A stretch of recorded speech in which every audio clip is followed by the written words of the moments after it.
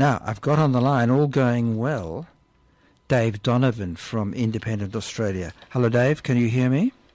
Hi, David. How are you? Very good, thanks. Thanks for coming on the show. It's been a while. It has been. It's always a pleasure to speak to you. Time flies. It does indeed, yes. Now, we've got an election coming on. Oh, we do. Yeah, unfortunately, or fortunately. Now, I live in the electorate of Warringah, and so the local member's Zali Stegel, the Teal Independent. Now, what came in the letterbox today was the truth about Zali Stegel, and it shows her holding a kind of crane or whatever those things are called with a wrecking ball, and the wrecking ball is going into a church. Right, of course. And then it says on the back then, in February, Zali Stegel voted against protecting people of faith from discrimination and voted to remove laws that protect the values of religious schools. Do her attacks on Christianity and other faiths accord with your values? So there is, straight out, this, and that, I should mention, is put out by, it's authorised by the Australian Christian Lobby. So we're seeing with the candidate that's going against her, Catherine Deves, and her comments about transsexuals, there's a kind of deep, embedded sort of religious theme coming through. Yeah, there is. Yeah. Now, would you like me to comment on that? Yeah. Well, look, first thing I need to make a proviso that religion has influenced politics for a long, long time. We know that particularly with the Labor Party. I mean, you look back to the days of John Wren and that sort of stuff. We had the Catholic Church deeply involved in influencing Labor Party policy. Then we had the split in the Labor Party with the DLP, the Bob Santa Maria group that was, religiously based. These days, we've got, the ACL, which is strongly influential in within the Conservative branch. It seems that in the Labor Party, religion has sort of petered out as being a major influence. And you probably more concerningly, we have this new movement of Pentecostalism, which is overtly trying to effectively take over what they call the Seven Mountains to strongly influence the way our society develops. So what are the Seven Mountains? Right, so the Seven Mountains. Can you list them off? Can you do better than off the top of my head? Yeah, I think I could. Education is one. Religion, family, business, government and the military, and that's what we're talking about now, the government. Number 6, sort of the arts and entertainment, and the media. So pretty much everything you can think of, they're trying to take over. So the idea is, you control the Seven Mountains, and you basically create a kingdom of God on earth. Yes, so it's basically if these 7 areas are controlled by the fundamental Christians, that can bring on Judgment Day, so Christ can return. Yeah, that's pretty much it in a nutshell. They believe, there's certain pointers towards this happening, and they're looking really at Armageddon to turn up for all the rapture, so for all the righteous to ascend into heaven, and they believe I don't think you and I have a chance. Oh, come on now. No, we don't. I'm not under this regime, because you either go to heaven or you go to hell. It doesn't matter. You need to accept. You need to accept these things into your life, and there's You need to actually, everyone who doesn't accept Christ will go to hell forever. Eternity, no exceptions. You can't just not exist, it's just heaven or hell. And that includes backsliders, people who are, so you need to be a Pentecostal, an evangelistic born-again follower of Christ to go to heaven. Yeah. So backsliders, that's everybody else. They're off to hell. So we're stuffed, I'd say. The nature of religion is changing. So you went through the sort of Labour Catholic thing, and the Liberals, of course, were back in those days Church of England. It's now Anglican, and the Liberals were I always kind of thought of them as perhaps a bit more patrician, and it was a softer kind of religion than what we have today with the evangelicals, who are very harsh in their views on people who don't have faith or who are losing out in society because obviously they've lost God's worth and they're not worthy of his love. Well, there's a few things there. They believe that homosexuality, for a start, is an abomination. I think you'll find that that's one of the big reasons behind Morrison being a Pentecostal himself, member of the Horizon Church in Sydney. One of the strong desires to make sure that the religious discrimination bill, because homosexuality is an abomination, sex before marriage is a sin. They believe in the prosperity doctrine, so God rewards the faithful and the righteous with prosperity. Therefore, those who are perhaps, and I'm referencing Scott Morrison's, he's been blessed not to have disabled children. Those who are, as you say, disadvantaged, are disabled, are in any way not perfect in the eyes of God, are actually being punished. That's their belief. Now, not what I would personally, having gone through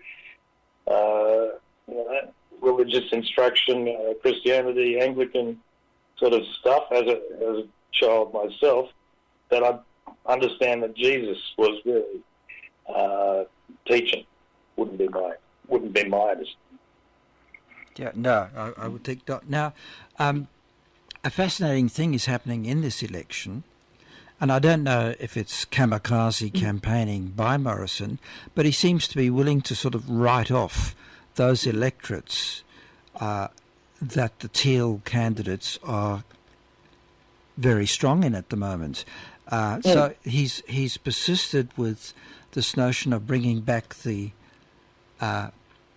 religious discrimination bill. Mm-hmm. Well, it's the only thing that he really seen.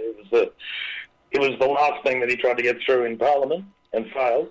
It's the only thing that he's seen. It's the only idea that he's seen. Yeah, and of course he had people like Dave Sharma and Trent Zimmerman cross the floor, and they are now being targeted, as is Zali Steggall, by the Christian lobby group. I mean, is Morrison, does he think he can carry the inner city sorts of seats like Wentworth and North Sydney, even doing what he's doing, or has he just written them off and they don't matter to him? As a tactic, I don't understand it, because he needs to hold on every seat he's got, let alone put those at risk by what he's doing. I don't quite understand it. Well, yeah, so it is tough to work out, but I'd suggest that might be the reason why he seems to be spending time campaigning in somewhat less marginal seats, right? That the Liberals are not expected to pick up. Perhaps those inner city seats, with the, if you like, the small L Liberals like Sharma and and the others might be seen by him. He might not see it as too much of a problem if they get replaced by Teal independents. Let's remember that he basically disenfranchised the New South Wales branch of the Liberal Party, so he was able to install his own candidates. He's fairly, and he is a strong member of the right of the Liberal Party, the centre right. So, it might be all part of a larger plan to basically continue the expulsion of small L Liberals out of the Liberal Party. So would that mean that entail losing if necessary if you can get rid of these people? No, well, I think maybe he still thinks that he might be able to win. Don't forget of the miracle of 2019. Yeah. This is a man who believes that he's able to go out and touch people and pass on God's power. That he's actually, and I believe that he believes that he is, a vessel of God out there to bring the kingdom of God to earth to some degree. I've often wondered why his sort of seeming lethargy in relation to bushfires, floods, pandemic is in his mind that God's at work and there's not much that humans can do about it anyway. I just wonder. Well, look, I just say this. It would seem to me that there's a slight conflict of interest in having somebody leading the country who actually is yearning for Armageddon, the end of the world, so that he can receive the rapture and go up to heaven. Yeah, that might explain a little bit of his inaction on climate change, his seeming willingness to provoke China. There's a whole bunch of things that these guys believe need to happen before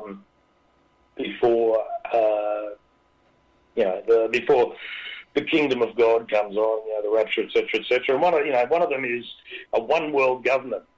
You might often hear people talk about, particularly the conspiracy theorists, talk about a one world government. They believe that there's a whole various indicators at the end of the world that there'll be a temple on the sacred temple, and that a person, a Jew, will come. He'll be the agent of the devil. Will come along and create a one world government. And I think this is partially the reason why Pentecostals do feed into that very lively conspiracy theory, anti-vax, grab bag of 5G and all this other stuff, because they believe that Jesus' return is imminent. It really is quite insane. I'll just say this about the Pentecostals. There's 600 million Pentecostals in the world right now. They're due to outnumber Catholics by 2032. They 1 in 10 people in the world are probably forecast to be Pentecostals by 2050, and they have up here on the Gold Coast. Our mayor has just appointed a lady called Sue Baines as his personal spiritual advisor, a role that didn't exist before. Don't forget, up here on the Gold Coast, we also have Stuart Robert, who's Scott Morrison's best friend, another Pentecostal, they're bringing the kingdom of God to the Gold Coast. Kingdom of God, well, it's one doesn't normally think of the Gold Coast in those terms. Not really, no, but it's coming. But so Tate appointed his spiritual advisor. When he was asked about it, he said, she came out in a YouTube video and said, I spoke to Tate and I outlined for him on a piece of A4 paper the Seven Mountains Mandate. This was in 2007. I said, this can be a template for how we can see our city transformed by the power of God to look like the kingdom of God. He said, I want this. I want you to help me do this. So he appointed her recently last month in this role. And this video arose where she said that she'd been his personal advisor, his secret personal spiritual advisor since 2007. And he said he didn't recall whether he had expressed support for the Seven Mountains Mandate to turn the Gold Coast into the kingdom of God. He didn't deny it, and then he said, if there's a Christian group who wants to link the various categories in those mountains to instead acting as silos, but to be one community, well, we should all welcome it. Yeah. Right, so, I mean, here we are on the Gold Coast last year. Scott Morrison addressed the Pentecostal gathering, a group of 1,000 churches, the Australian Christian churches, and it was a roll call. He actually called out the influence that they had on government. He was open about it, and he gave a roll call of people who who are Pentecostals who are influencing government. At this election, the Western Australian Liberal candidate for Pierce, Linda Aiken, who was Seven Mountain Mandate supporter. Last week we heard Nationals candidate in New South Wales, Kimberley Hone, was a supporter of the Seven Mountains Mandate.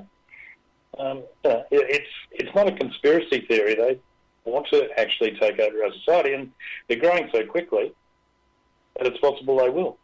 Yeah, so doing away with the secular state. I mean, there's been a kind of ongoing blurring of the separation of church and state, which I find disturbing, because the whole basis of a secular democracy is that separation. But clearly some of these people don't want that. They want more of a theocratic state, and that is a threat. No, it's a threat. And, we have in our Constitution a sort of a weak separation between church and state built into there, but this seems to be getting completely overcome. Now, just before you go, Dave, it seems to me that if the coalition loses this election, which looks probable at the moment, there'll be a bloodbath. There'll be a bloodbath between the New South Wales branches and the Feds, but also within the party, the Liberal Party in particular, between the moderates and the Morrison acolytes. It won't be a pretty sight. No, well, I mean, we've already seen Morrison effectively take over the New South Wales branch of the Liberal Party personally. So there's already a bit of carnage going on there. We're hearing reports that moderate Liberals are not out campaigning for Scott Morrison because they actually think it might be a better thing for him to lose so that they can actually regain control over their party, which I think obviously supports your contention there that it'll be a bloodbath after the election. It's sort of if they lose this election, which, as you say, seems likely, although I don't want to get too sure about anything after the last time, polls would suggest that, then it's going to be perhaps, almost an existential crisis for the Liberal Party. Don't forget they split once before when they were the UAP and then became the Liberal Party during World War II. And the relation with the Nats is something that they're going to have to deal with. Yeah, well, a lot of people don't realise this, but the Liberals often go on about don't go for independence because you don't want a minority government. But in actual fact, we've been under a minority government whenever the coalition come to power. Yeah. Because the Nationals, which only have about 5% of the vote in the nation, determine to a large extent policy. And they get, a lot of the roles in cabinet, important roles. So so the Liberals are, to a degree, beholden to them to hold power. It's a minority government. And, if the Liberals are decimated, then the Nats will have even more power. And, who knows what's going to happen to the Libs? Are they going to go further to the right? Will the moderates manage to wrest back control? Of course, moderates being a very relative term with today's Liberals, in my mind. Yeah. Well, interesting times. Yeah. Dave, thanks very much. Now, how's Independent Australia going? It's going fantastic at the moment, yes. We're getting more hits than ever. So independentaustralia.net, please do get on there and find out the truth, untainted by corporate considerations. You do podcasts too, don't you? We do, yep. We do podcasts, we do videos. There's a lot of content there for people to read of all different sorts. Okay. Well, Independent Australia is where to go. Thanks very much, Dave. Thanks very much, David. Bye.